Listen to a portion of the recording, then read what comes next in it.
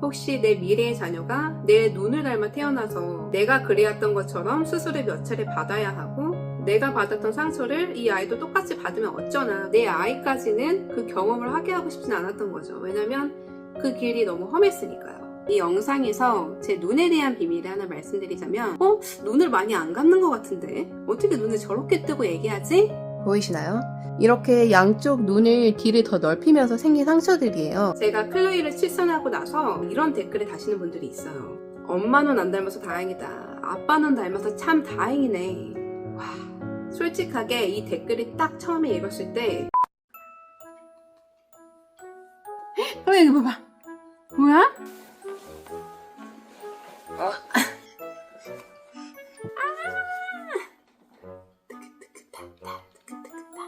안녕하세요, 제이입니다. 그리고 클로이, 그리고 뿌예요.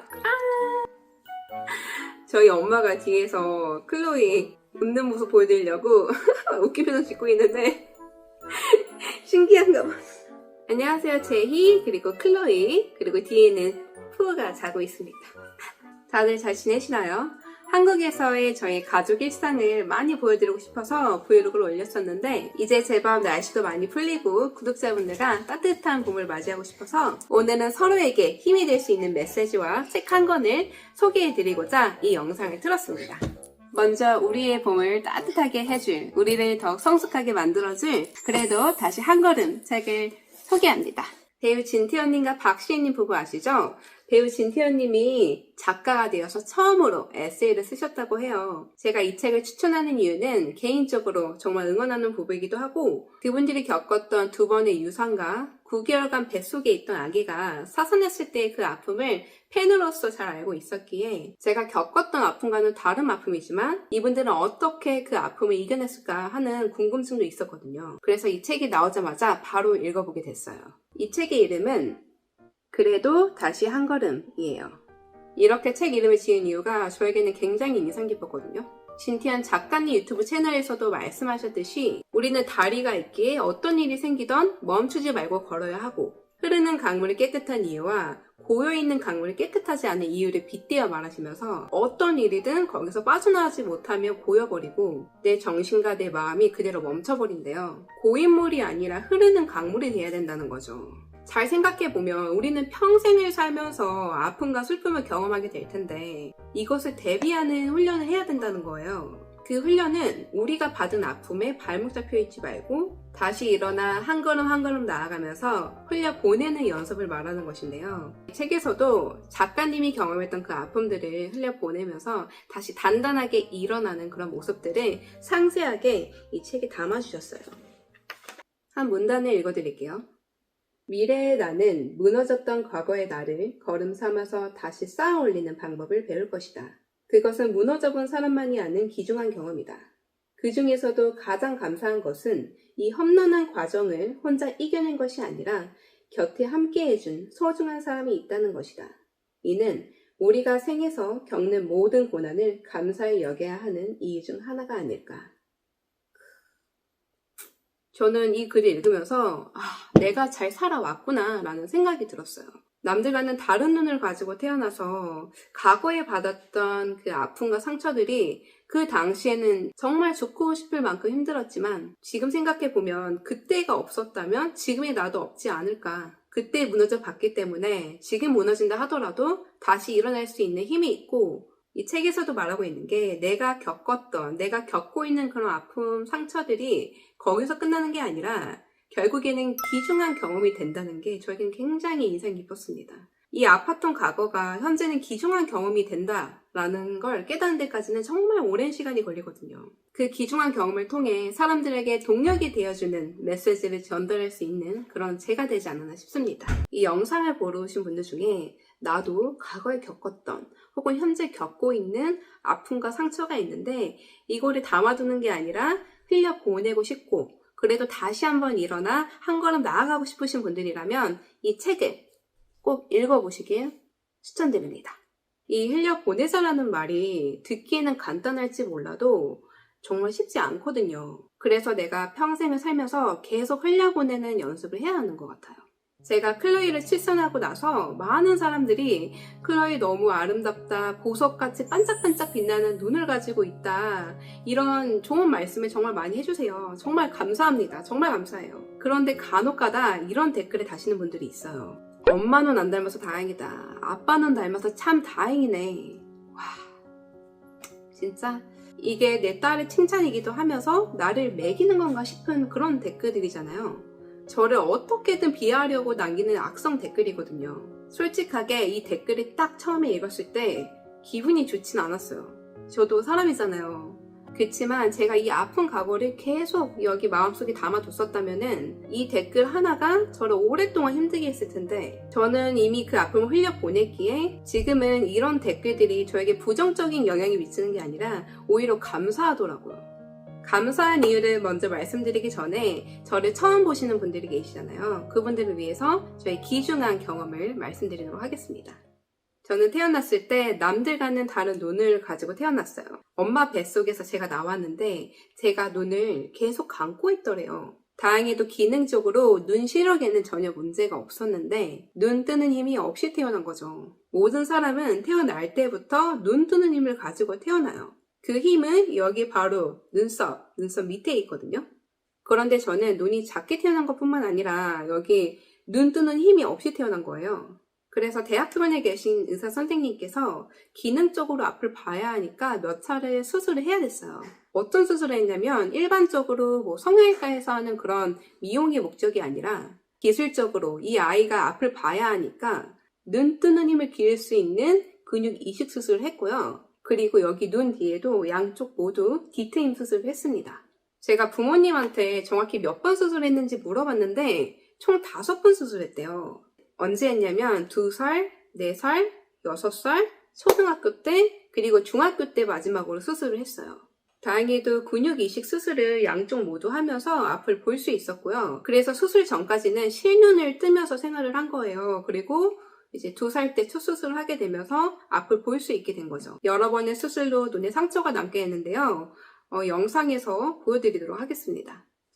보이시나요? 제가 몇십 년 전에 아이라인 타투를 했었어서 그 색이 좀 빠지다 보니까 듬성듬성해서 이렇게 아이라인을 채우거든요.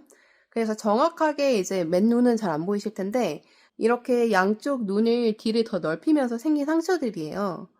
여기 보이시면 빨간색 부분이 보이시죠? 이렇게.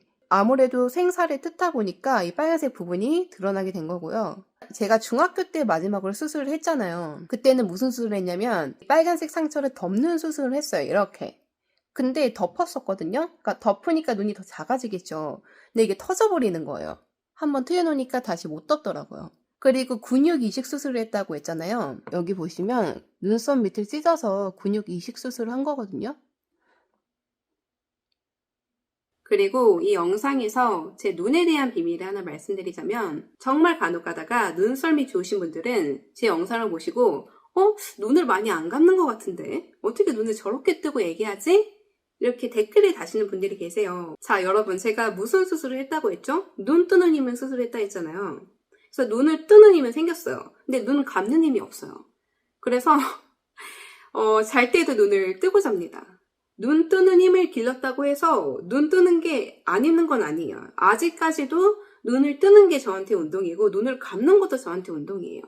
그래서 남들보다 눈이 쉽게 피로해지고 눈을 너무 오래 뜨고 있거나 억지로 이렇게 감고 있으면 머리가 아파요. 이 신경이 다 연결되어 있잖아요. 그래서 저는 눈을 정말 관리를 잘 해줘야 돼요. 이 상처를 구독자분들에게 공개하니까 마음이 더 시원한데요. 어쨌든 그래서 초등학교 들어가고부터 시작이었어요. 왜냐면 어렸을 때는 보이는 게 다잖아요. 눈 하나 때문에 왕따도 당해보고 거리를 가다가 사람들이 수근수근 거리기도 하고, 어쩔 때는 대놓고 어머 쟤 눈 너무 작아, 눈에 상처도 있네, 저 빨간 상처는 어디가 아픈가? 이렇게 대놓고 말씀하시는 분들도 계시고 물어보시는 분들도 계셨고, 어디를 가든 눈 하나로 시선을 많이 받고 자랐어요. 그럼에도 불구하고 이런 상처와 아픔들이 있었음에도 불구하고 제가 건강하게 클 수 있었던 이유는 제 곁에 함께 해주신 부모님과 그분들의 사랑과 기도 덕분이었던 것 같아요. 비록 밖에서는 제 눈을 문제 삼아 볼지 몰라도 집에만 오면 그냥 모두가 가지고 있는 그런 눈인 거예요. 제가 밖에서 어떤 친구가 저를 놀리고 그래요. 그러면 저는 부모님한테 다 얘기를 했거든요. 엄마, 아빠, 제가 오늘 학교를 갔는데 어떤 친구가 제 눈 가지고 뭐라 그랬어요. 이거를 다 얘기해요. 그럼 부모님께서는 제가 그런 일을 겪을 때마다 하시는 말씀이 눈 작은 게 뭐 어때? 키가 큰 사람이 있고 작은 사람들이 있고 마른 사람이 있고 통통한 사람이 있고 심지어는 입술이 얇은 사람이 있고 두꺼운 사람이 있고 사람들은 다 달라. 눈 작은 게 너의 매력이야. 그건 하나님이 주신 선물인걸 라는 말씀을 정말 많이 해주셨어요. 부모님의 긍정적인 영향이 성인이 되어서도 어디를 가든 힘이 되었고 눈에 개의치 않게 되었어요. 저는 이 눈이 여기 몸 어디 한 구석에 숨길 수 있는 곳이 아니에요. 밖에 나가면 사람들하고 눈을 맞추며 얘기를 해야 되기 때문에 어쨌든 드러내야 되는 거란 말이에요. 그래서 오히려 어차피 내가 평생을 살면서 보여줘야 되는 건데 그냥 당당하게 보여주고 다니자 라는 마인드로 살기 시작했죠. 제가 성인이 되고 나서 깨달은 것은 하나님이 이 눈을 만들어주신 이유가 있었구나. 다 뜻이 있었구나. 모든 일은 다 뜻이 있기 때문에 일어난다고 생각해요. 그때 그 고난과 시련을 통해 작은 거에 감사할 줄 아는 그런 제가 되었고요. 지금은 이렇게 유튜브라는 플랫폼을 통해 저의 메시지를 저와 비슷한 혹은 다른 아픔을 가지신 분들에게 아주 조금이라도 힘이 될 수 있도록 전달하는 사람이 되라고 이 눈을 만들어주신 것 같아요. 그래서 그런 댓글들, 엄마 눈 안 닮아서 참 다행이다.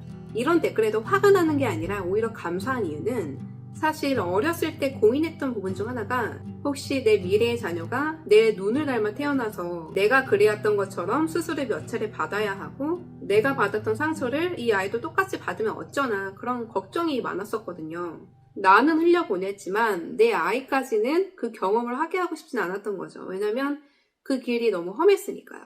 그런데 모든 것에는 다 뜻이 있다라는 생각으로 사니까 또 사라지게 되고 또 좋은 사람을 만나 사랑하게 되고 결혼까지 하게 됐죠. 그리고 조씨와 임신을 계획을 하면서 두려움이 아예 없었다면 거짓말이겠지만 그때도 늘 그리웠던 것처럼 흘려보냈어요. 내 아이가 어떻게 태어나도 하나님이 나에게 그랬던 것처럼 분명 뜻이 있을 거라고. 그리고 클로이가 태어났습니다. 세상에서 가장 아름다운 눈을 가지고요. 저에게만큼은요. 과거에는 상처였지만 이 아픔과 상처를 묻어두고 숨겨두는 게 아니라 오히려 받아들이고 인정하게 되는 순간부터 당당해지더라고요. 유튜브를 통해 제가 겪었던 아픔과 그리고 그것을 흘려보내는 과정을 말씀드리고 싶었어요. 그때 영상을 보시고 이 책에서도 말하고 있는 것처럼 멈춰있는 고인물이 아니라 흘러가는 강물이 될 수 있도록 그래도 다시 한번 일어나 한 걸음 더 나아갈 수 있도록 응원하는 마음에 이 영상을 마치도록 하겠습니다. 오늘도 행복한 하루 되시고 그래도 다시 일어나 한 걸음 한 걸음 당당하게 나아가는 그런 여러분들이 되길 바라겠습니다. 안녕히 계세요.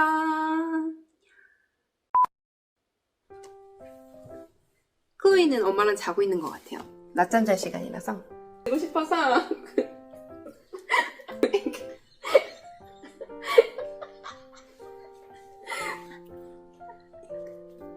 할머니가 뒤에서 윙크 한번 보여달라고. 오늘은 서로에게 힘이 될 수 있는 그리고